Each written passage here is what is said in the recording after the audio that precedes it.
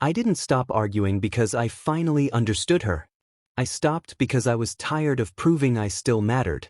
That morning began like most mornings had for the last few years.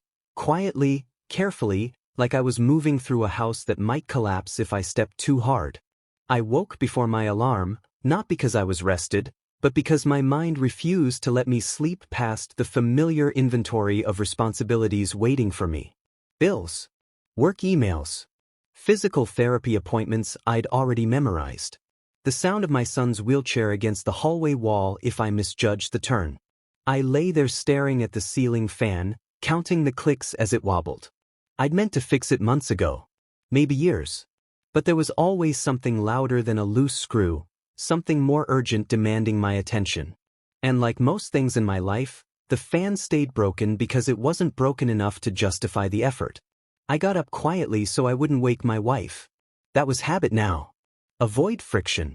Avoid conversation before coffee. Avoid giving her a reason to sigh like I'd asked for something unreasonable just by existing in the same room. In the kitchen, the coffee maker groaned like an old man forced out of bed. I leaned against the counter, rubbing the heel of my hand into my eye, already rehearsing the tone I'd need for the day: agreeable, neutral, useful. The tone of a man who understood his role. Behind me, the hallway light flicked on. "I'm leaving around 10, she said. No good morning. No eye contact. Just information, delivered the way you'd remind someone to take the trash out. For the trip?" I asked. "Yes." She opened the fridge, scanned it like she expected something new to appear overnight, then closed it again. She was already dressed, jeans, boots, jacket. Not rushed but deliberate. Prepared. I nodded. Okay. That was it. No follow-up. No questions about whether I'd need help. No acknowledgement that this would be the first time she'd be gone overnight in months. Not since we'd started pretending everything was fine. I waited for the familiar itch, the one that usually crawled up my spine when she spoke like that.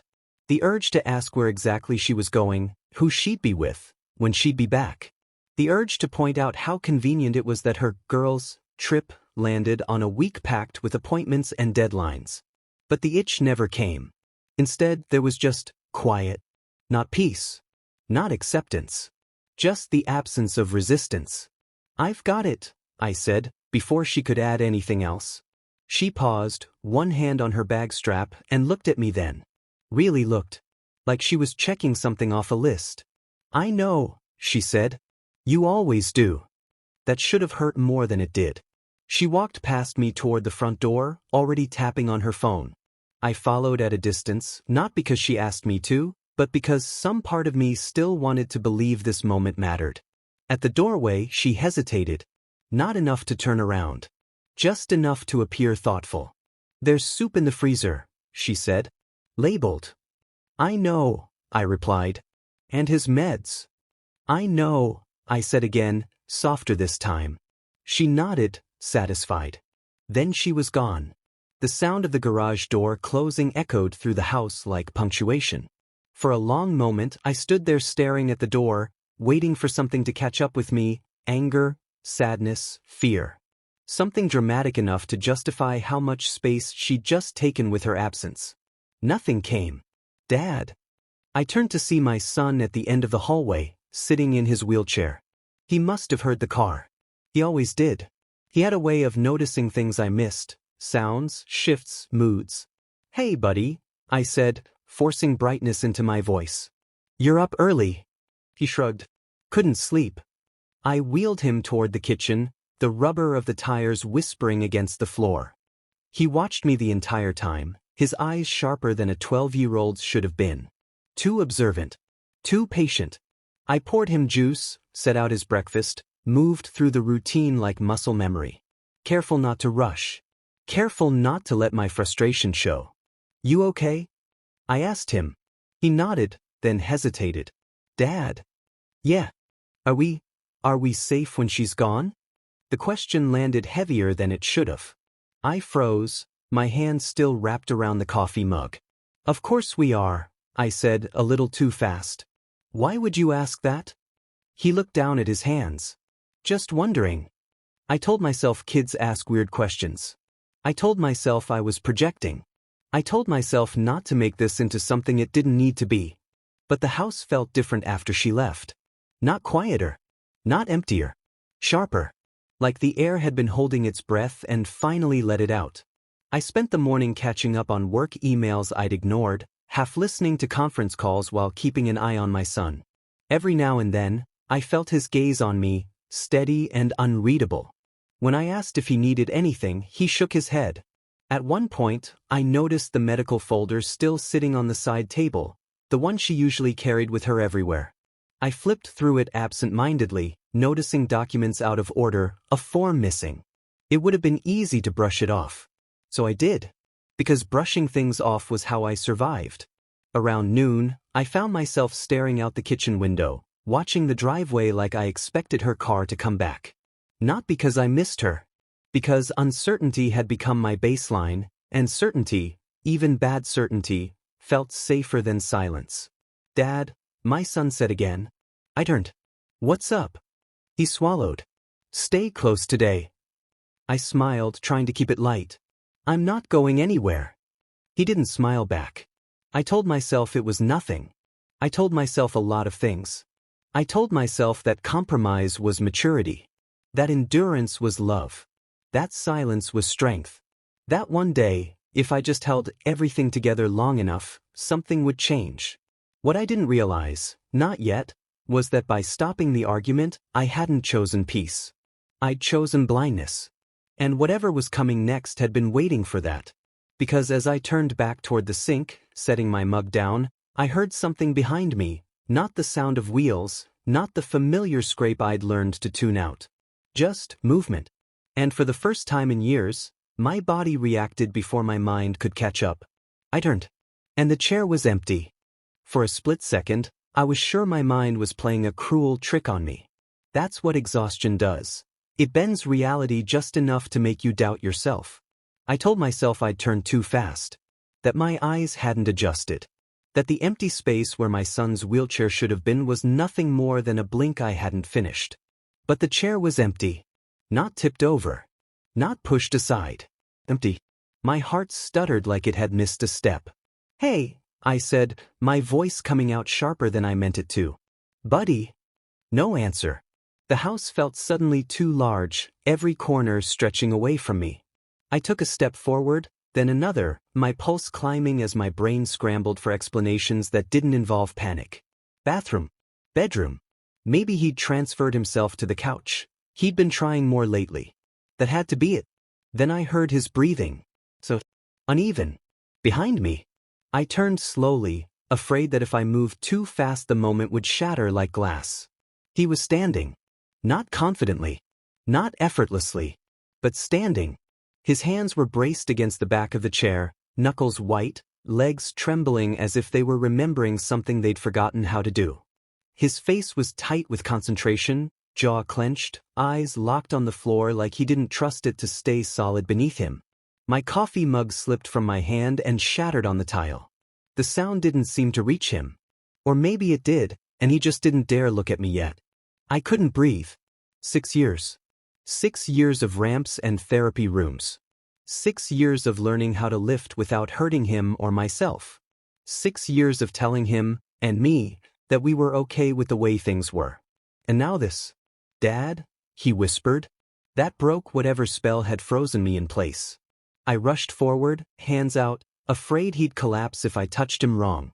"Sit down," I said. Hey, sit down, okay?" "No," he said. Not loud. Not defiant. Certain. "Please," I breathed. "You're going to fall."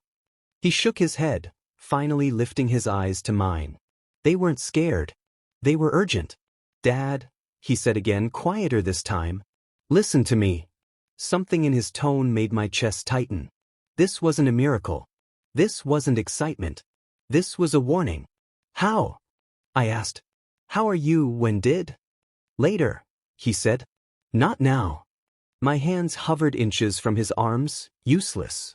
"You're standing," I whispered, like saying it louder might make it vanish. "You can't just, you were." "I know," he said. "I know what you think." He swallowed, his legs shaking harder now. I moved closer, ready to catch him, but he stayed upright. "Dad," he said, leaning toward me just enough that I could feel his breath against my ear. "We need to leave this house. Now." The words slid under my skin. "What are you talking about?" I asked. "She can't know you saw this," he whispered. The room tilted. I pulled back, staring at him. "Know what? That you're standing?" "Yes." "Why?" His jaw tightened. "Because if she knows, everything breaks." I looked around the kitchen like I expected answers to be written on the walls. The broken mug at my feet. The sunlight slanting through the window. The ordinary mess of a life I thought I understood. "Sit," I said again, more firmly now. "Please. We'll talk, but sit." He hesitated, then slowly lowered himself back into the chair, muscles quivering with effort. I helped him the rest of the way, my hands shaking as much as his legs. Once he was seated, the weight of what I'd seen crashed into me. "You walked," I said. "You stood up." He nodded. "How long?" He looked away. "How long?" I repeated. "Long enough," he said. A cold feeling settled in my stomach. "You've been pretending?" He didn't answer right away. When he finally spoke, his voice was small again. "I didn't want to. But it was easier." "Easier for who?" The question burned in my throat, but I didn't ask it yet. Instead, I crouched in front of him, lowering myself until we were eye level. "You can tell me anything," I said. "You know that, right?" He searched my face like he was looking for proof. "Dad," he said slowly, "do you trust me?" The question caught me off guard. "Of course I do." "Then you have to trust me now," he said. "Even if it doesn't make sense." I nodded, though nothing made sense anymore. "There are things about this house you don't notice," he continued. "Things that happen at night. Things that change." My mouth went dry. "What kind of things?" He shook his head. "Not yet." Outside, a car passed by, the sound too loud in the sudden quiet. "You're scaring me," I admitted. "I know," he said. "I'm scared too." That did it. My fear hardened into something else, instinct. The kind that doesn't wait for explanations. The kind that says your job is to protect, even when you don't understand the threat. I stood, grabbing my keys off the counter. "Okay," I said. "We'll go." Relief flashed across his face, quickly replaced by urgency. "Dad," he said, "we can't take long." As I pushed his chair toward the garage, my mind raced backward through memories I'd ignored, doors that creaked open on their own, conversations that stopped when I entered the room, the way my wife always insisted he stay seated even during therapy. I told myself it was caution. I told myself it was love. As I opened the garage door and cold air rushed in, one thought cut through everything else. If my son had been strong enough to stand for longer than I'd known, what else had I been too tired to see? I didn't drive right away. I sat in the driver's seat with the engine off, hands gripping the steering wheel like it was the only solid thing left in my world. My son sat behind me, unusually quiet, his breathing shallow, controlled, like he was afraid any sudden sound might tip something over. The garage smelled like oil and dust and old cardboard. Familiar smells. Safe smells. But nothing felt safe anymore. "Talk to me," I said finally, my voice low. "Please." He shifted in his seat. I could see his reflection in the rearview mirror, older than 12, heavier somehow. Like he'd been carrying something far too long. "I didn't plan for you to see," he said. "Not like that." "You were standing," I replied. "You don't just accidentally stand." He nodded. "I know." I exhaled slowly, trying to keep my tone steady. "How long?" He stared at his hands. "Almost 2 years." The words hit me harder than I expected. 2 years. 2 years of lifting him into bed. 2 years of pushing that chair down ramps I'd built myself. 2 years of telling people how strong he was, how proud I was of him, without realizing what that strength was costing him. "Why didn't you tell me?" I asked. He flinched. "I wanted to," he said quickly. "I tried." "Then why didn't you?" Silence filled the car. Because the answer wasn't simple. I could tell that even before he spoke. She said it would hurt you, he whispered. My grip tightened. She said if you knew, you'd blame yourself, he continued. That you were already carrying too much. That it would break you. A familiar ache spread through my chest. How would she know what breaks me? I asked. He looked up, meeting my eyes in the mirror. Because she watched you disappear. That landed. I thought about all the nights I'd fallen asleep on the couch, still wearing my work clothes. All the times I'd chosen silence over confrontation because it felt easier than fighting. All the moments I told myself being needed was the same thing as being loved. I didn't mean to disappear, I said. I know, he replied. You were tired. The way he said it, not accusing, not defensive, hurt worse than anger ever could. When did she first say something? I asked. After therapy, he said. When I took a step on my own. She was there that day. I frowned. She told me she missed that session. He swallowed. She didn't. My stomach dropped. She told me not to tell you, he continued. Said we'd explain it together later. But later kept moving. The garage felt too small. I opened the door, letting cold air rush in, grounding myself. And you just stayed? I asked. He shrugged, eyes wet now. At first, I thought she was right. You looked so tired all the time. I thought maybe this was easier for you. Easier to have something you could fix. That broke me. Because he wasn't wrong. I had thrown myself into caretaking like it was a job I could finally succeed at. Measurable tasks. Clear expectations. No ambiguity. No rejection. I knelt beside his chair, resting my forehead against the cold metal frame. I'm sorry, I said. I should have seen it. He hesitated, then reached out, resting his hand on my shoulder. You were trying to keep everything together. I laughed softly, bitterly. Turns out I was just holding it in place. He sniffed. She said if I stood up too much, the house would feel unsafe. I looked up. What does that mean?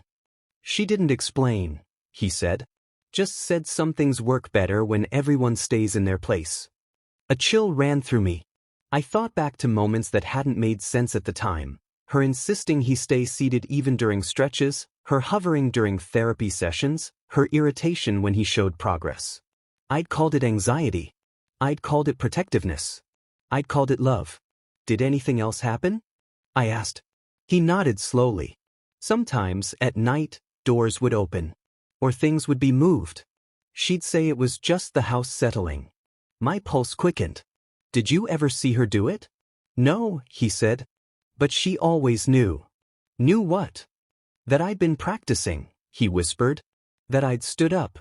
A terrible understanding began to form. She didn't want you walking, I said. He shook his head. Not yet. I stood abruptly, pacing the garage. Anger flared, hot and focused, but beneath it was something worse, guilt. Because I had helped make this possible. I'd praised her for handling things when I couldn't. I'd trusted her judgment when I didn't have the energy to question it. I'd let relief replace responsibility. She told me you wouldn't fight back, my son added quietly. I stopped pacing. What? She said you avoid fights, he said. That you'd choose quiet over truth every time. The words cut deep because they were accurate. I leaned against the workbench, forcing myself to breathe. I'm fighting now, I said. I promise. He studied me carefully. That's why we have to leave. Why not confront her? I asked. Because she's already planned for that, he replied. She always plans. I looked at the door leading back into the house, the walls that had held our lives, the rooms I'd worked so hard to maintain. For the first time, I saw it clearly. This wasn't a home. It was a system. And systems don't like it when something changes. I reached for the driver's door, my resolve hardening into something steadier than fear. Okay, I said. Then we leave. As I turned the key, one thought echoed louder than the engine starting. If my son had learned how to survive by staying silent, then it was time I learned how to stop. I thought about turning the car around. The thought came quietly, the way dangerous thoughts often do, not as panic, but as reason. As logic dressed up like responsibility. I could already hear the arguments I'd use. That we needed clothes. That we needed documents. That confronting her now might be better than running. That disappearing would only confirm whatever version of me she'd already decided was true. I didn't say any of it out loud. Instead, I pulled out of the driveway, slow enough not to draw attention, fast enough that I didn't have time to change my mind. The house sat there behind us, still and familiar, like it hadn't just been reclassified in my head as something I didn't fully understand. My son watched it through the rear window until it disappeared. "Where are we going?" he asked. "Somewhere neutral," I said. "Somewhere with people." He nodded, accepting the answer without pushing. That was new. Or maybe it had always been there, and I'd been too busy to notice. At the first stoplight, my phone buzzed. Her name lit up the screen. I stared at it, my thumb hovering. For years, that name had carried weight, expectation, correction, the subtle promise that I'd be measured against something I could never quite define. I didn't answer. The phone buzzed again, then stopped. I exhaled, my chest tight. "Ignore it," my son said softly. I glanced at him in the mirror. "You sure?" "Yes." That was all he said, but it was enough. We pulled into a grocery store parking lot, bright, open, full of movement. I parked near the entrance, choosing visibility over convenience. Old instincts, suddenly repurposed. Inside, the fluorescent lights felt too harsh. Too honest. I grabbed a cart and pushed it one-handed while guiding my son beside me, hyper-aware of every sound, every passerby. My body felt coiled, ready. It struck me then how long it had been since I'd felt this alert. Not stressed. Not anxious. Present. I reached for my wallet to pay and froze. The card I always used was gone. I checked again. Then the other slot. Then the pocket I never used. Nothing. My throat tightened. "What's wrong?" my son asked. "My card," I said. "It's not here." I tried another. Declined. Heat crept up my neck as the cashier waited, polite but unmoving. I muttered an apology, pushed the card aside, and wheeled my son back out to the car. Once inside, I pulled out my phone and logged into the bank app. The balance stared back at me, lower than it should have been. Transfers I didn't recognize. Automatic payments rerouted. My hands went cold. "She moved things," I whispered. My son's voice was steady. "She said you wouldn't check." That stung. I thought of all the times I'd handed over control because it felt easier than managing one more thing. All the times I'd let her handle finances because she seemed more confident, more organized, more in charge. "She told me it was temporary," he continued, "that it was just until things stabilized." I laughed once, sharp and humorless. That's what she said about everything. My phone buzzed again. A text this time. "Where are you?" Another followed immediately. "You forgot the folder. The medical folder. The one with documents out of order. The one missing a form." My pulse quickened. "She planned this," I said. My son nodded. "She always does." I closed my eyes, memories rearranging themselves with brutal clarity. Her insistence on managing appointments. Her irritation when I asked questions. The way she spoke for both of us in meetings, like I was an accessory. I'd called it efficiency. I'd called it partnership. What it really was control. I typed a response, then erased it. Typed again. Erased. Finally, I put the phone face down. I thought I was saving our marriage, I said aloud, more to myself than to him. By not pushing. By not fighting. My son looked at me. "You were trying to keep it calm." "Yeah," I said. I confused calm with healthy. A man walked past our car, glancing in. I watched him until he disappeared, my senses still on edge. "She didn't start like this," I continued. "She used to ask what I thought. Used to listen." "When did that change?" he asked. I thought about it. About layoffs at work. About the accident. About the way my confidence had quietly eroded under the weight of constant responsibility. When I stopped trusting myself, I said. He absorbed that without comment. Another text buzzed. "You're overreacting." That one almost made me smile. I remembered the arguments we never finished. The apologies I gave just to end the conversation. The way she framed my concerns as stress, as weakness, as something to be managed. She said you wouldn't fight back, my son said again. I know, I replied. And she was right. I straightened in my seat. She won't be anymore. Outside, a security car rolled through the lot. The sight grounded me. Why now? I asked him. Why tell me today? Because she left, he said. Because you finally stopped arguing. I frowned. That's not. You didn't argue, he said gently. You didn't explain yourself. You didn't apologize. You just let her go. I realized then that what I'd felt that morning wasn't resignation. It was distance. And distance had given him space to tell the truth. I think she underestimated that, he added. I started the engine. We're not going back, I said. Good, he replied. As we pulled out, my phone rang again. This time, I answered. Where are you? She demanded, skipping pleasantries. We're fine, I said. That's not an answer. It's the only one you're getting right now. There was a pause. Then a laugh, light, practice. You're making a mistake, she said. You don't know what you're doing. I gripped the wheel. I know exactly what I'm doing. You always say that when you're scared.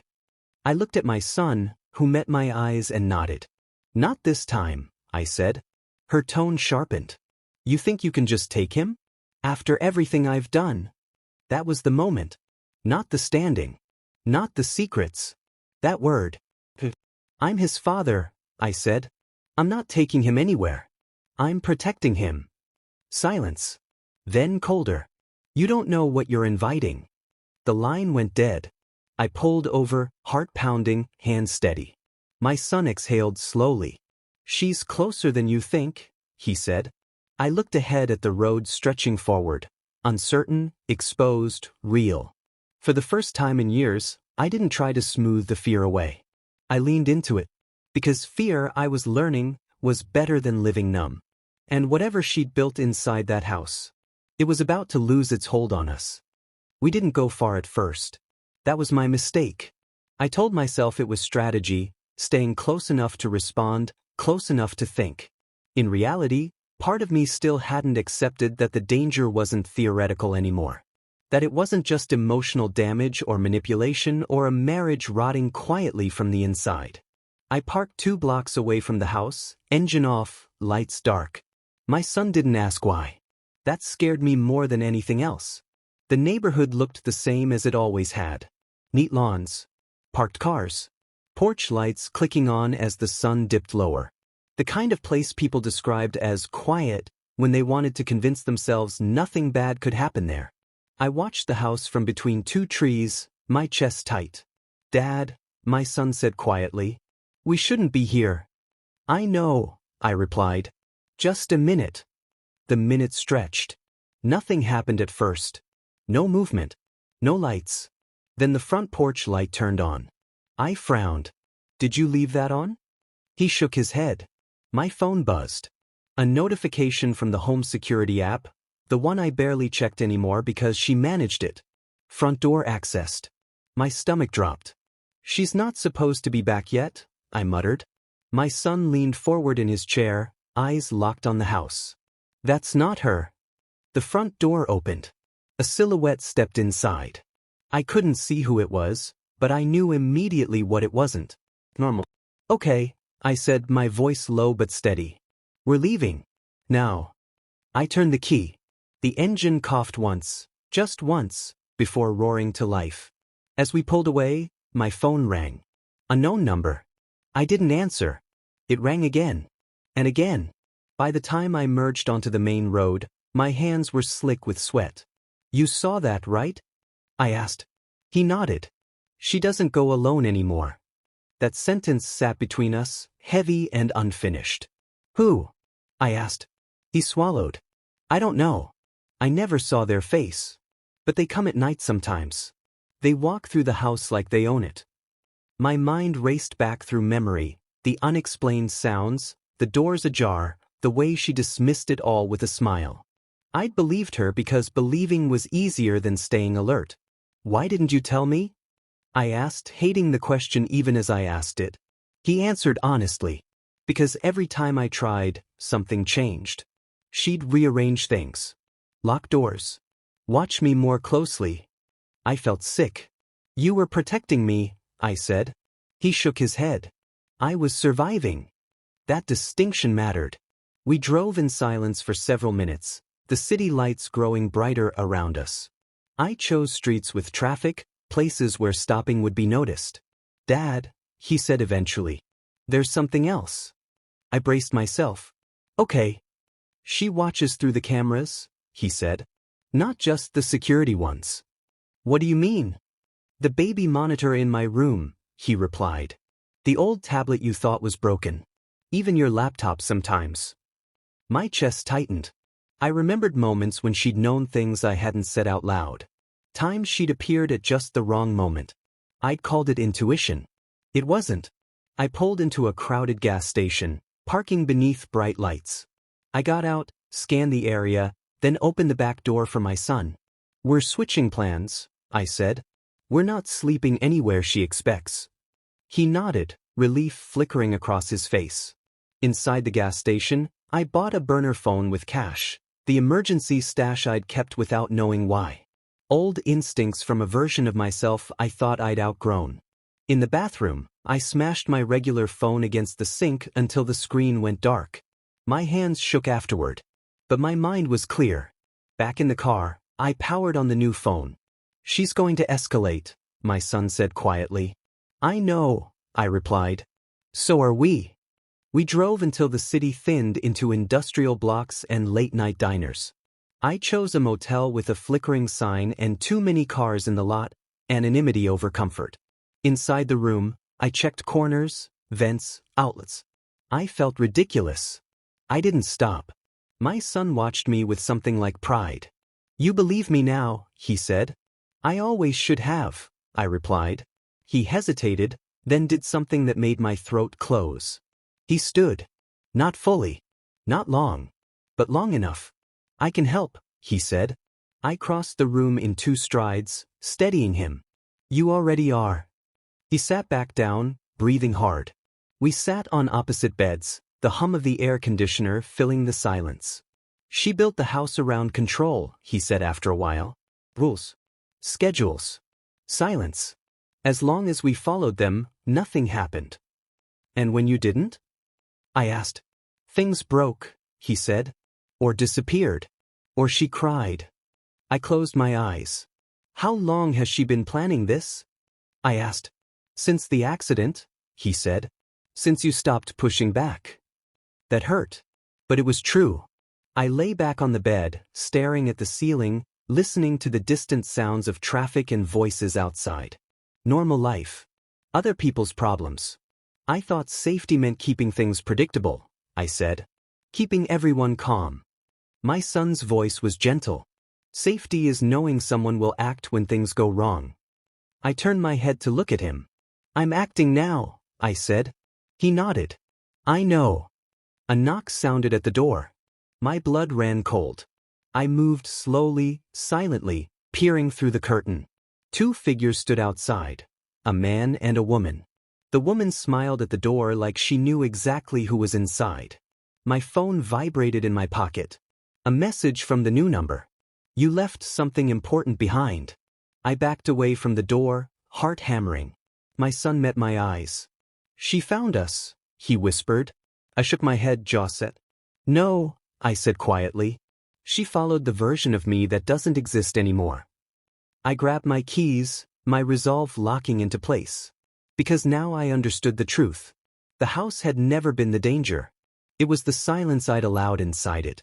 And I wasn't bringing that silence with us any further. I didn't sleep that night. Not really. I lay on top of the motel bed, fully dressed, one hand wrapped around my keys, the other resting on my son's backpack like it might disappear if I let go. Every sound outside snapped me awake. Doors slamming, engines starting, laughter drifting down the hallway. Ordinary noises twisted into threats by a mind that had finally accepted something it had avoided for years. We weren't just running. We were choosing. At some point before dawn, my son spoke. Dad. Yeah. If you need to ask for help, it's okay. The words settled heavily in the dark. Ask for help. I'd spent most of my adult life avoiding that phrase like it was a confession of failure. I was the reliable one. The steady one. The man who handled things quietly so no one else had to worry. But reliability had turned into isolation. And isolation had almost cost us everything. I know, I said. I just don't know who to call. He was quiet for a moment. What about Uncle Mark? The name hit like a memory I hadn't opened in years. Mark? My older brother. The one who told me I was disappearing long before I noticed. The one I'd stopped answering because I didn't have the energy to explain why my life felt smaller every year. I burned that bridge, I said. You stopped calling, my son replied gently. That's not the same thing. I stared at the ceiling, breathing slow. At sunrise, I made the call. My brother answered on the second ring. Hey, he said cautiously. Hey, I replied. My voice cracked. I didn't bother hiding it. I need help. There was no pause. No judgment. Where are you? He asked. The relief was immediate and overwhelming. We packed quickly. I wiped down surfaces, left nothing behind.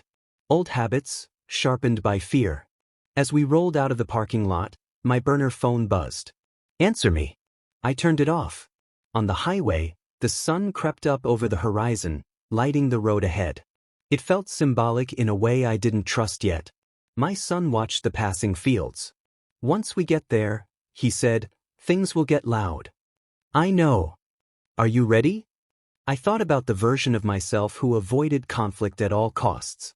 The man who believed peace meant silence. I'm done being quiet, I said. We met my brother at a rest stop an hour later. He took one look at us and pulled me into a hug that knocked the breath out of me. You should have called sooner, he said. I know. He crouched in front of my son. Hey, kiddo. My son smiled, the first real smile I'd seen in days. We followed Mark to his place, a modest house with neighbors close enough to notice things. Safety through proximity. Inside, everything felt exposed. Honest. No corners to hide things in. I told him everything. The standing. The control. The money. The surveillance. Mark listened without interrupting. When I finished, he leaned back, jaw tight. She's going to push, he said. Hard. I know. Good, he replied. Because we're not handling this alone. The word we mattered. That afternoon, I met with a lawyer, someone Mark trusted. Saying the words out loud made everything real in a way fear hadn't. She's already building a narrative, the lawyer said. You leaving fits it. Then we changed the story, I replied. The lawyer looked at me for a long moment. That means documentation, consistency, and witnesses. I nodded. I'm ready. That night my wife called. I answered. You've involved people, she said flatly. Yes. You're making this worse. No, I replied. I'm making it visible. She laughed softly. You think you're in control now? I think I finally am, I said. She lowered her voice. You won't last. You never do. I looked at my son, sitting upright, steady. I already have, I said. The call ended. Later, my son and I sat on the back steps, the air cool and quiet. You didn't freeze, he said. I almost did, I admitted. But then I thought about you learning to stay silent to survive. He nodded. I don't have to anymore. Neither did I. For the first time in years, I felt something solid beneath my fear. Resolve. And I knew this choice, asking for help, stepping into the open, had changed everything. There was no going back now. Only forward into whatever came next. The truth didn't explode. It seeped. It crept into rooms, conversations, records, and timelines, quiet, undeniable, impossible to shove back into the dark once it found the light. I'd always imagined confrontation as something loud and cinematic. Raised voices. Slammed doors. A moment where everyone finally understood. That wasn't how it happened. It happened slowly. Methodically. And somehow, that made it worse. The first official meeting was with the lawyer again. This time, I didn't feel like an imposter sitting in someone else's chair. I brought a folder of my own. Screenshots, statements, timestamps. Not because I suddenly loved details, but because I'd learned something important. Silence favors whoever controls the narrative. I wasn't going to give her that anymore. She's careful, the lawyer said, flipping through the documents. But she's not invisible. I nodded. She counted on me staying tired. That afternoon, the first message arrived. You're humiliating yourself. I stared at the screen, waiting for the old reaction, the urge to explain, to soften, to prove I wasn't the villain she'd already decided I was. It didn't come. Instead, I took a screenshot. My son watched from the couch, his posture different now. Straighter. More present. She does that when she's losing, he said. How do you know? She gets smaller, he replied. Meaner. I thought about all the times I'd mistaken cruelty for confidence. The school counselor called the next day. Concerned. Careful. Informed. She's raised questions about your stability, she said. I expected that, I replied calmly. I've brought documentation. There was a pause. Then a shift. I see, she said. Let's schedule a meeting. Each conversation followed the same pattern. Accusation. Evidence. Recalibration. Not vindication. Correction. At night, after my son went to bed, the weight hit me. The quiet moments when doubt crept back in, whispering that maybe I was overreacting. Maybe I'd misunderstood. Maybe this would all end badly. That's when I reminded myself of one thing. My son was walking. Not perfectly. Not publicly. But honestly. One evening, he stood beside me in the kitchen while I cooked. No chair. No braces. Just effort and concentration. You don't have to do that, I said. I want to, he replied. I watched his reflection in the window, taller than I remembered. Not because he'd grown, but because he was no longer folding himself smaller. The confrontation, when it came, wasn't face-to-face.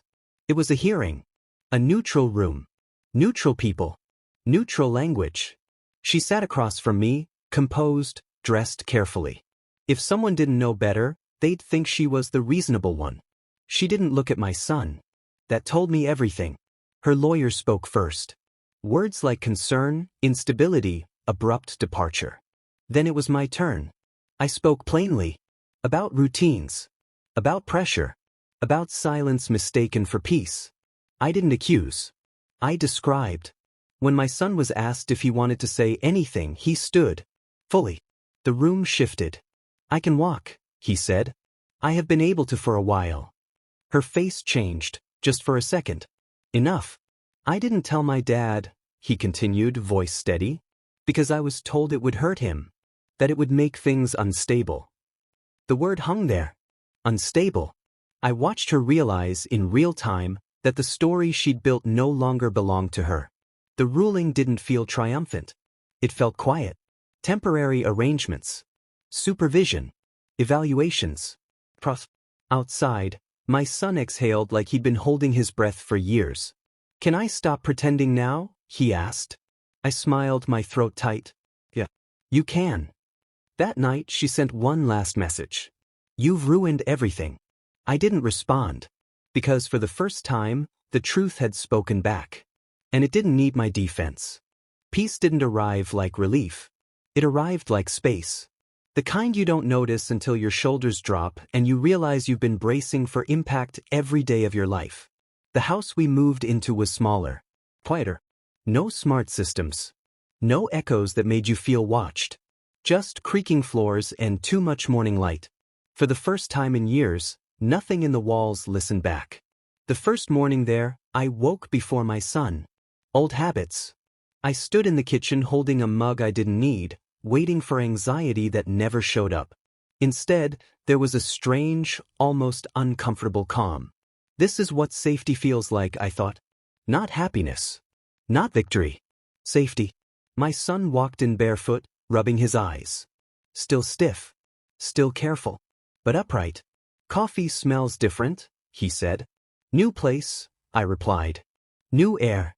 He smiled, small, genuine, and leaned against the counter without thinking about it. That's when it hit me. Healing wasn't the dramatic comeback I'd imagined. It was a series of moments where we forgot to be afraid. The legal process continued, but it no longer defined us. Appointments, evaluations, paperwork. Necessary, distant. I handled them in the mornings, before work, instead of letting them bleed into everything. Work changed too. Not externally, same role, same industry, but internally. I stopped volunteering for exhaustion. Stopped confusing sacrifice with value. When my manager asked if everything was okay, I didn't lie. I'm restructuring, I said. He nodded, like he understood more than he said. Evenings became hours.